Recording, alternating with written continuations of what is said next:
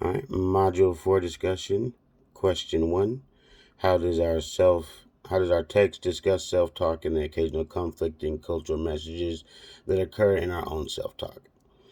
How I interpreted this, I found this in section 4.2 of chapter 4, is that we tend to pretty much discuss with ourselves how we're going to go about something, how we're going to deal with the situation at hand, how anything is going to be done in our lives, really. To say you don't have an internal voice is kind of absurd because somehow, some way, you made the decision to do what you're doing. And that usually occurs through interpersonal communication.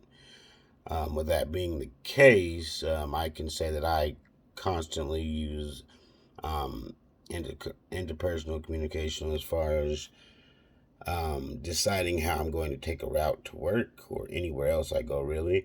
How I'm going to respond, even before like meeting up with my friends, what I'm going to do or what joke I'm going to crack. It has not always been the best idea, but it's how I decide who I am, who I'm going to be in that moment, how I'm going to react or act in that moment. Yeah. All right. And question 5, discuss conflict as presented in the text. Using the text as primary reference, explain what makes the most sense to you, what you may disagree with, and what you wish you had known sooner. Illustrate your response with a conflict you've experienced in your own life.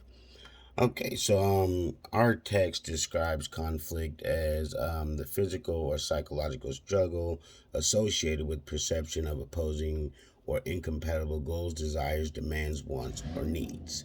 That being said, I can say that I agree with supportive communication. And I say that because I'm always thinking of myself as coming across in a rational manner, in a understandable manner, and trying to just get the points across, get my message across. Um, Whereas, I can say that I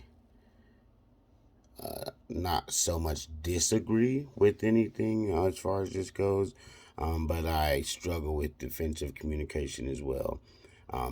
Though I am majority of the time thinking of myself of being or taking part in supportive communication, I find myself actually portraying more along the line of defensive communication, and that's usually in my personal relationships. I tend to want to lead how things are going, what we're gonna do. I see myself as a leader at heart, but being a leader and following these characteristics under defensive communication are two different things. Now that I realize that, and that also falls into what I had realized the difference of sooner is the difference between defensive communication and supportive communication. But I do now, so better late than never. But still, had I known this earlier, my earlier conflicts may have not been the way that they were.